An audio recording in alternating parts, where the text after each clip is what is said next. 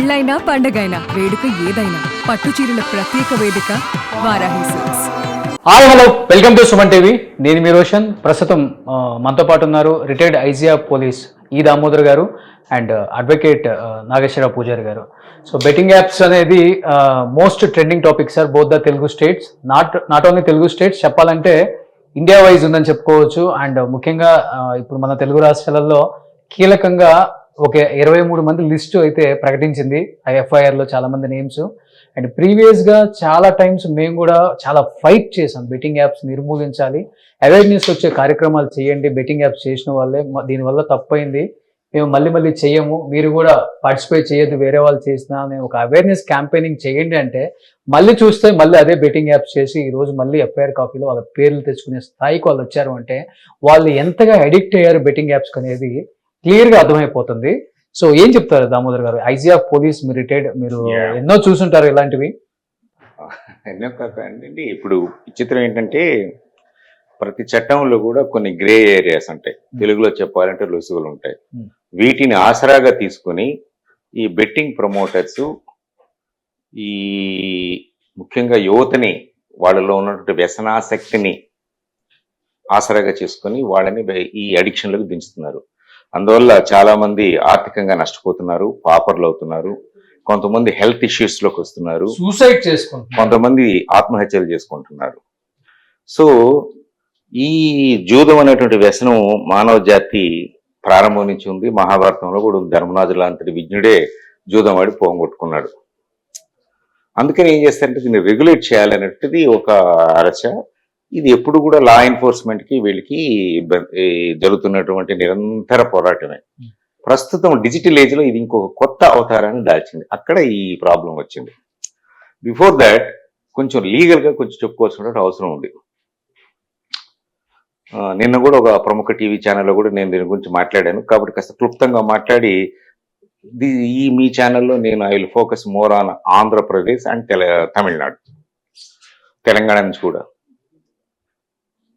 Public gaming act అని British వాళ్ళ కాలంలో వేశారు దీన్ని. అందులో ఏం చేశారంటే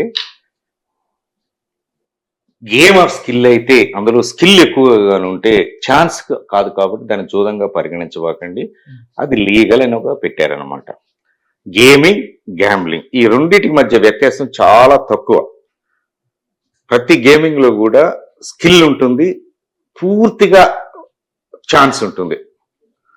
ఇప్పుడు స్కిల్ గాని ఎక్కువగాను ఉంటే కొద్దిగా ఛాన్స్ ఉన్నా కూడా దాన్ని గేమ్ ఆఫ్ స్కిల్ గా పరిగణించండి అనేది ఈ జూదపరులకి, న్యాయమూర్తులకి, మిగిలిన అందరూ కూడా దానికి అలవాటు పడున్నారు. కాబట్టి వాళ్ళు తమకు తాముగా as a concession to human frailty ఈ వెసులుబాటును పెట్టుకున్నారు. Strictly speaking it is not correct.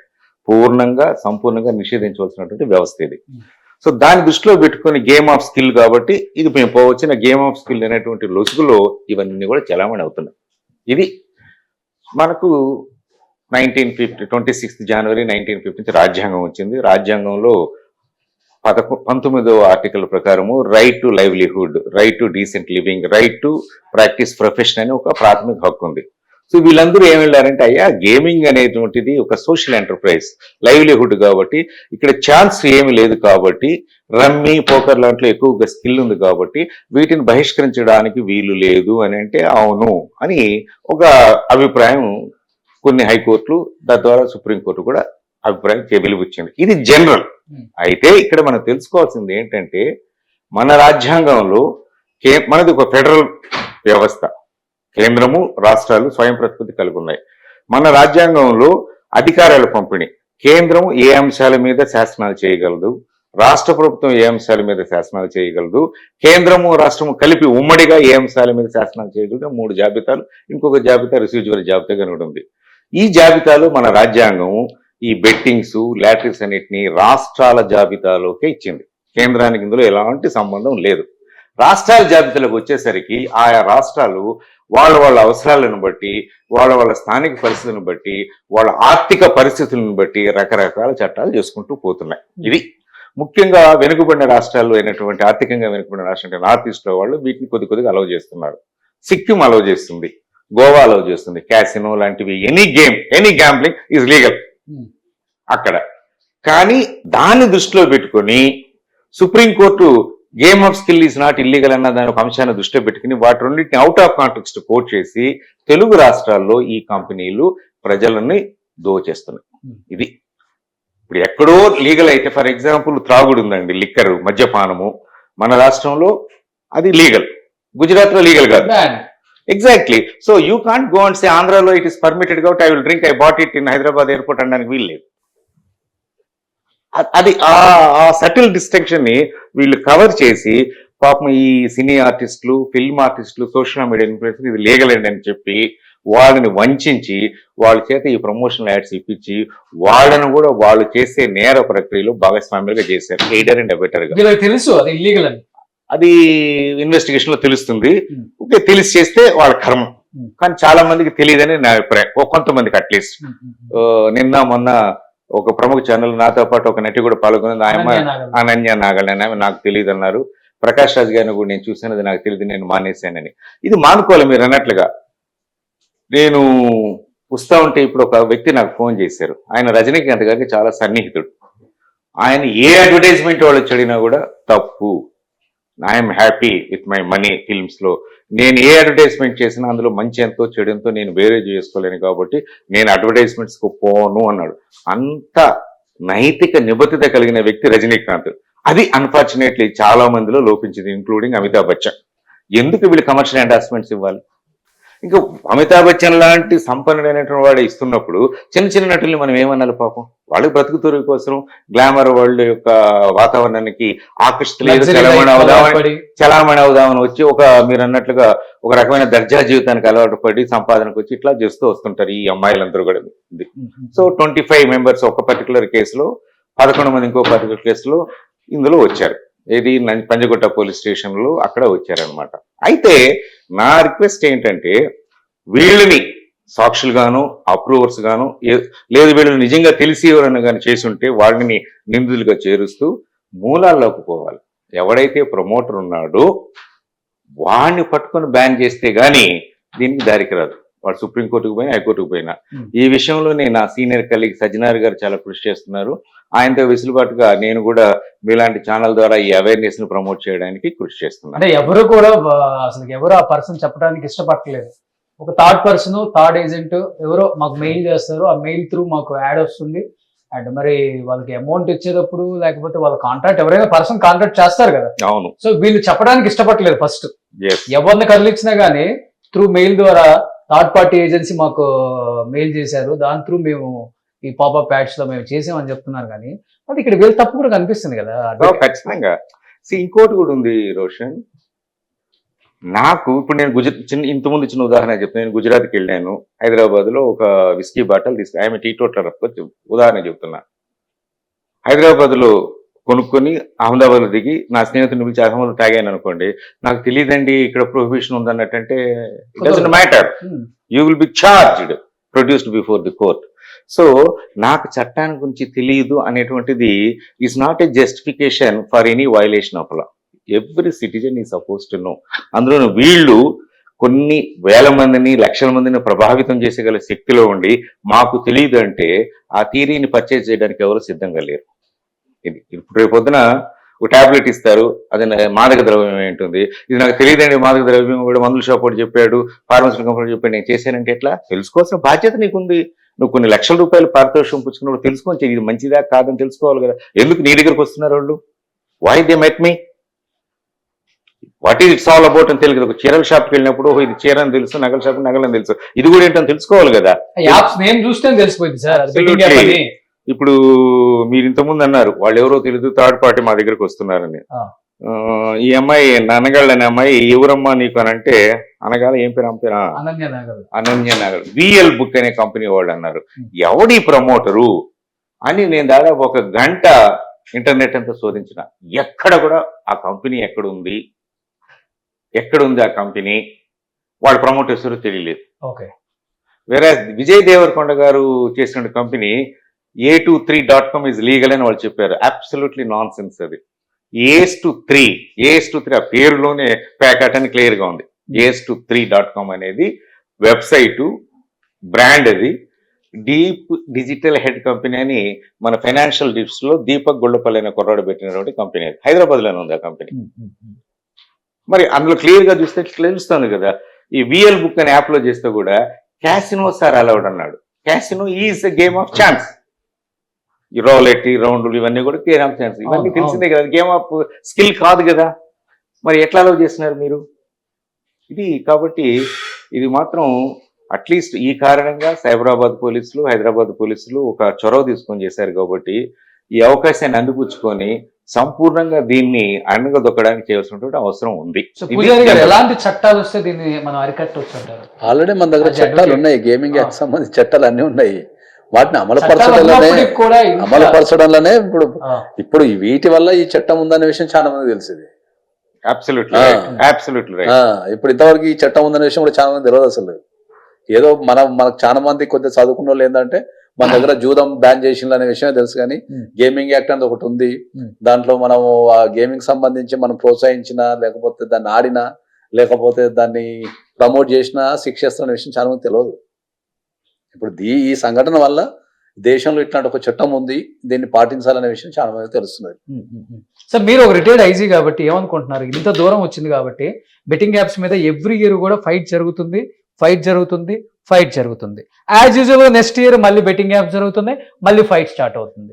మీరు అనుకుంటున్నారా ఈసారి ఫైట్ అనేది కొంచెం గట్టిగా స్ట్రాంగ్ గా బయట వినిపిస్తుంది, ఈసారి అరికట్టొచ్చు, డెఫినెట్ గా డిపార్ట్మెంట్ దీని మీద చాలా వర్క్ చేస్తుంది, ఎట్టి పరిస్థితుల్లో ఈసారి బెట్టింగ్ యాప్స్ ని ప్రోత్సహించేది లేదు అనే మాట మీకేమైనా వినిపిస్తుందా? మీ కొలీగ్స్ ఉంటారు. నాకు అబ్సల్యూట్లీ రైట్ అండి. ఇది తెలిసిన వెంటనే నేను మీ ఆఫీస్కి వస్తూ ఉంటేనే డాక్టర్ వినీత్, డీసీపీ మాదాపూర్ గారు ఫోన్ చేశారు. I'm considered to be a person reasonably well informed on criminal law. I'm designated as a resource person on new criminal laws by the bureau of police research and development and also by the union minister of home affairs. అందుకని press information bureau దీంట్లో awareness promote చేయడానికి నన్ను వాడుకున్నాడు, అనేక చోట్ల లెక్చర్లు ఇప్పించడం అట్లా. అది తెలిసి మాదాపూర్ డీసీపీ గారు అవన్నీ నాకు పంపించారు, మా వాళ్ళని గైడ్ చేస్తుంది కరెక్ట్ గా లీగల్ గా, so that we should not falter అని అడిగారు. అక్కడే వారి యొక్క చిత్తశుద్ధి తెలుస్తుంది కదా. డీసీపీ మాదాపూర్ డాక్టర్ వినీత్ గారు, మియాపూర్ ఇన్స్పెక్టర్ గారు మా డీసీపీ గారు చెప్పారు సార్ అని నాకు ఫోన్ చేశారు. మన వెస్ట్ జోన్ డీసీపీ గారు నాకు ఫోన్ చేశారు అనమాట. అట్లా ఇంకా ఏంటంటే కమిషనర్ సైబరాబాద్, కమిషనర్ హైదరాబాద్ నాకు మంచి మిత్రులు, ప్రొఫెషనలిజానికి మారుపేరు వాళ్ళు. ఐ థింక్ వాళ్ళ చేతుల్లో ఉన్నాయి కాబట్టి కొద్ది గొప్ప వస్తుంది, కొద్ది గొప్ప మార్పు వస్తుంది అని నేను భావిస్తున్నానండి. నా చట్టాన్ని గురించి నాగేశ్వరరావు గారు చెప్పారు. స్వాతంత్రానికి ముందు పబ్లిక్ గేమింగ్ యాక్ట్ వచ్చింది, తర్వాత అనేక రాష్ట్రాలు అనేక రకాలుగా చట్టాలు చేసుకున్నారు. మనకు తెలుగు రాష్ట్రాల గురించి మాట్లాడుకుందామని మీరు అన్నారు కాబట్టి with special reference to Telugu speaking states we will discuss the legal position as అబ్టైనింగ్ in the states of Andhra Pradesh and Telangana. ఎందుకంటే ఇంతమంది జీవితాలు నాశనం అయిపోతున్నాయి. అవునండి, దానివల్ల మెయిన్ అసలు నిజమది, అబ్సల్యూట్లీ రైట్ అండి. మనకు కాంపోజిట్ స్టేట్ లో రాష్ట్రం డివైడ్ కాకముందు ఏపీ గేమింగ్ యాక్ట్ అని ఉండేది. ఆ ఏపీ గేమింగ్ యాక్ట్ ఈ కంప్యూటర్ యుగం, ఇంటర్నెట్ అనేటువంటి రాకముందు చేసినటువంటిది. ఆ తర్వాత రాష్ట్రం విభజించబడినాక ఆ యాక్ట్ ని తెలంగాణ ప్రభుత్వం వారు అడాప్ట్ చేసుకుని, ఇన్ఫాక్ట్ ఆల్ చట్టాలు మిటాండీస్ all the acts are applicable అని రాసుకున్నారు. దీన్ని తెలంగాణ గేమింగ్ యాక్ట్ అని పెట్టుకున్నారు. తర్వాత ఇంటర్నెట్ ఎక్కువ వచ్చేసరికి ఐ థింక్ మహేందర్ రెడ్డి గారు డీజీపీగా ఉన్నప్పుడేమో ఆయన ప్రభుత్వానికి ప్రపోజల్ పంపించి 2017లో ఆర్డినెన్స్ ఒకటి తెప్పించి బెట్టింగ్ ఫిజికల్ గా ఆఫ్లైనే కాకుండా ఇప్పుడు ఎక్కువగా ఆన్లైన్ లో మోతాదులో జరుగుతూ ఉంది కాబట్టి ఆన్లైన్ బెట్టింగ్ కూడా బ్యాన్ చేయాలంటే ప్రభుత్వం వారి ప్రపోజల్తో ఏకీభవించి ఆర్డినెన్స్ ఇచ్చింది. ఆ తర్వాత నెక్స్ట్ అసెంబ్లీలో దాన్ని చట్ట రూపంలో కూడా తీసుకొచ్చి అమెండ్ చేశారు. So Telangana state gaming act amendment 2017 ప్రకారము ఆన్లైన్ గేమింగ్ అనేది టోటలీ బ్యాన్ ఈ రాష్ట్రంలో. ఏ విధంగా అంటే 2019లో గేమింగ్ అంటే what is a common gaming house అంటే వాళ్ళు cyber space is also included in the definition of common gaming house. Cyber space కూడా గ్యాంబ్లింగ్ హౌస్ అనేటువంటి నిర్వచనంలో పొందుపరిచారు. కాబట్టి ఎనీ ఆన్లైన్ ఈజ్ అఫెన్స్. వాళ్ళు ఒకే ఒక ఎగ్జామ్షన్ ఇచ్చారు ఆ చట్టంలో, హార్స్ రేసింగ్ అనేది, for different reason. Horse race అంటే జాకి ఉంటుందని ఇది తాత్కాలికంగా వస్తున్నటువంటిది కాబట్టి except horse racing all types of gaming or gambling are banned అని క్లియర్ గా అందులో ఉంది. ఓకే. ఎక్కడ కూడా వాళ్ళు if it is recognised as a game of skill it is exempted అని అనలేదు. ఒక హార్స్ రేసింగ్ అన్నారు కాబట్టి చట్టం ప్రకారము తెలంగాణ రాష్ట్రంలో any online gambling is ban. అది చట్టం literal meaning of the wording in Telangana state 2017 amend act ప్రకారం. దీన్ని ఛాలెంజ్ చేస్తాయా? గతంలో సుప్రీంకోర్టు గేమ్ ఆఫ్ స్కిల్ ని గ్యాంబ్లింగ్ వద్దని అనేది మరి తెలంగాణ రాష్ట్రం ఇట్లాంటి చట్టాన్ని తెచ్చింది, దీని మీద మీరు ఏం చేస్తారు అని తెలంగాణ హైకోర్టుకి చాలా మంది వెళ్ళారు. 5-6 రిట్ పిటిషన్లు వేశారు. ఇంతవరకు తెలంగాణ హైకోర్టు వారు దాని మీద ఎలాంటి అభిప్రాయాన్ని వ్యక్తపరచలేదు. కాబట్టి ఇప్పటి వరకు ఆ చట్టం బ్యానింగ్ అన్ని రకాల ఆన్లైన్ గేమ్స్ ని గ్యాంబ్లింగ్స్ ని బ్యాన్ చేస్తూ ఉన్నటువంటి ఆ చట్టము హైకోర్టు నుంచి కానీ తద్వారా సుప్రీంకోర్టు నుంచి కానీ ఎలాంటి నిషేధము లేదు కాబట్టి అవి కూడా ఈ రోజుకి అమల్లో ఉన్నట్లే తెలంగాణ రాష్ట్రం వరకు. అది కాబట్టి in the light of the sea ఇప్పుడు ఈ యాక్ట్స్ పంజగుట్టలో కానీ మియాపూర్లో కానీ ఆర్ ఎనీవేర్ ఇన్ తెలంగాణ ఈ ఫిల్మ్ ఆర్టిస్టుల మీద ఈ టీవీ ఆర్టిస్టుల మీద wherever they are prominent celebrities cricketers కూడా కొంతమంది అభిప్రాయాన్ని వెలుబుచ్చారు ఇది మంచిదని, వాళ్ళకి తెలిసి ఉండదు. వీళ్ళందరినీ కూడా ఎక్కడ ఏం చేసినా కూడా వాళ్ళ advertisement, for example A famous cricketer బాంబేలో ఇచ్చుంటాడు దీన్ని, దాన్ని విని ఆ గేమింగ్ లో హైదరాబాద్ లో కూడా పెట్టుంటాడు. He is doubt, he is guilty. ఎందుకు మనకు పాతస్ నగరంలో ఉన్న కొంతమంది ఎమ్మెల్యేస్ వేరే చోటకెళ్ళి ఏదో ఉపన్యాసాలు ఇచ్చారు, హేట్ స్పీచ్ అని విద్వేషపూరిత ప్రసంగాలు ఇస్తే తద్వారా అనేక చోట్ల మత కల్లోలం జరిగితే ఎక్కడెక్కడ మత కల్లోలం జరిగిందో అక్కడంతా కూడా కేసులు రిజిస్టర్ చేశారు. అదే అనాలజీలో ఇక్కడ కూడా మీరు ఎక్కడిచ్చినా ఈ రాష్ట్ర పరిధిలో ఇది పనికిరాదు, ఇల్లీగల్. సిసిపిఏ ప్రకారం ఇప్పుడు ఏదైతే వీళ్ళ బెట్టింగ్ యాప్స్ కి ఏదండి సిసిపిఏ ప్రకారం బెట్టింగ్ యాప్స్ కి పాల్పడ్డారో వీళ్ళందరూ ఒక 3 years 4 years వీళ్ళ ఏదైతే సోషల్ వెబ్సైట్స్ ఉంటాయో ఇన్స్టా కావచ్చు యూట్యూబ్ కావచ్చు ఇలాంటివి బ్యాన్ చేసేస్తే వేరే వాడు చేయడానికి కూడా భయపడతారు కదా సార్. Your right. విచిత్రం ఏంటంటే ఇంతకుముందు నాగేశ్వరరావు గారు అంటే అమలు పరచడం, ఐటీ యాక్ట్ కింద కొన్ని ఇంటర్మీడియట్స్ కి రూల్స్ అండ్ రెగ్యులేషన్స్ ఉన్నాయి. ఇవన్నీ కొత్త చట్టాలు కాబట్టి అవగాహన లేకుండా చేయలేదు. ఇంటర్మీడియట్ రూల్స్ మీద వాళ్ళకి నోటీస్ ఇవ్వాలి. ఎవరైనా కంప్లైంట్ ఇస్తే వాళ్ళంతా వాళ్ళు డైరెక్ట్ గా కానీ ఇవ్వచ్చు, లేదు మనకైనా ఇవ్వచ్చు. ఇస్తే దాన్ని వీళ్ళు ఏమయ్యా ఫలాంటి జూదాన్ని ప్రశ్నించేస్తూ ఫలానా ఆమె చెప్పింది, మీరు మీ ఛానల్లో మీ ఫేస్బుక్ లో ఇన్స్టాగ్రామ్ లో వాటిలో చేస్తున్నారు, ఆ కంటెంట్ రిమూవ్ చేయండి అని అంటే వాళ్ళు రిమూవ్ చేయాలి. చేయకపోతే అది నేరం, వాళ్ళ మీద కూడా నేరం చేయొచ్చు. అది కూడా వీళ్ళకి ఇచ్చినటువంటి సెక్షన్స్ లో నేను మన మియాపూర్ ఎఫ్ఐఆర్ చూశాను, అందులో క్లియర్ గా అది కూడా మెన్షన్ చేస్తున్నారు. వీళ్ళ మీద చీటింగ్ 318 భారతీయ న్యాయ సంహిత అంటే పాతకాలంలో 420, అంతకంటే ఇంకా పెద్దది, చాలా సీరియస్ గా ఉంది. Then aid and abetment, then ఒక కొత్త నేరం వచ్చిండది బిఎన్ఎస్ లో ఆర్గనైజ్డ్ క్రైమ్ అని. గతంలో దావుద్ ఇబ్రాహిం గ్యాంగులు అటువంటి వాళ్ళు గుజరాత్లో బాంబేలో చేస్తూ ఉంటారు. వాళ్ళను ఉద్దేశించి ఆయా రాష్ట్రాలు Maharashtra control of organised crime MCOC అని వచ్చాయి. అటువంటిది మిగతా రాష్ట్రాలు కూడా వస్తాయి అని చెప్పి భారతీయ న్యాయ సంహిత మన ఎంటైర్ భారతదేశానికి అమలు అయ్యేటువంటి భారతీయ న్యాయ సంస్థ పార్లమెంట్ పాటించింది. అందులో ఆర్గనైజ్డ్ క్రైమ్, పెట్టి ఆర్గనైజ్డ్ క్రైమ్ అన్నారు. సో ఇప్పుడు ఈ బెట్టింగ్స్ అన్ని కూడా ఆర్గనైజ్డ్ క్రైమే. తద్వారా కూడా వాళ్ళకి చాలా సివియర్ ప్రాబ్లం పట్టేట్టుంది. ఇది కాకుండా చాలా మంది ఇంతవరకు తెలియలేదు, నాకు తెలుస్తోంది. ఈ బెట్టింగ్ యాప్స్ ఉన్నాయి, వాటికి ఆదాయ వనరులు, ఎంట్రీ ఫీ, టోటల్ విన్నింగ్స్ లో మనందరం 50 మంది ఆడామనుకోండి, విన్నింగ్స్ లో ఈ గేమ్ ఉంది కదా, so called skill games, dream 11 etcetera, వాళ్ళు కూడా ఇవన్నీ చేసినాక వాళ్ళు 2 రకాలుగా ఆదాయం పొందుతారు. నా డేటాని ఇప్పుడు ఒక 3 కోట్ల మంది డ్రీమ్ 11 అనే ఒకటి యాప్ లో సబ్స్క్రైబర్స్ ఉన్నారు అనుకోండి, వాళ్ళ డేటా అంతా మన దగ్గర ఉంటుంది కదా, ఈ selling that data. That is N offence under the newly enacted data digital personal data protection act. అది చాలా మందికి తెలియదు, దాని కింద కూడా వీళ్ళని వేయవచ్చు. ఇన్ఫాక్ట్ నన్ను కానీ సలహా అడిగితే ఈ పోలీస్ స్టేషన్ వాళ్ళందరికీ కూడా ఆ కంపెనీ వాడి మీద డిపిడిపిఐ యాక్ట్ కింద కూడా ఏమంటారు 2023 act is past, it is act to be notified, but దాని ప్రీడిసెసర్ యాక్ట్ ఐటీ యాక్ట్ కింద దాన్ని కూడా చేయొచ్చు. డేటా ప్రైవసీని మీరు ఉల్లంఘించారు. Privacy after all data privacy in justice Puttaswamy case is considered right to life. Article 21లో భాగంగా సుప్రీంకోర్టే భావించింది అనమాట. ఇట్లా ఇది చాలా విస్తృతంగా ఉందండి. ఇంకో చిన్న ఉదాహరణ చెప్తాను. మీరు ఎంతసేపు అయినా చాలా మంది సూసైడ్లు చేసుకున్నారు, వాళ్ళు చేసుకున్నారు, వీళ్ళు చేసుకున్నారు అంటారు, కానీ మీ దృష్టికి ఒకటి తీసుకొస్తాను. మహదేవ్ బెట్టింగ్ యాప్ అని. మహదేవ్ బెట్టింగ్ యాప్ అని ఇది దుబాయ్లో స్టార్ట్ చేశారు. ఇద్దరు ఇండియన్సే. ఆ కారణంగా ఒక ముఖ్యమంత్రి మన రాష్ట్రం, మన దేశంలో అధికారం పోగొట్టుకున్నాడు. ఛత్తీస్గఢ్ భూపేష్ వాఘేలా.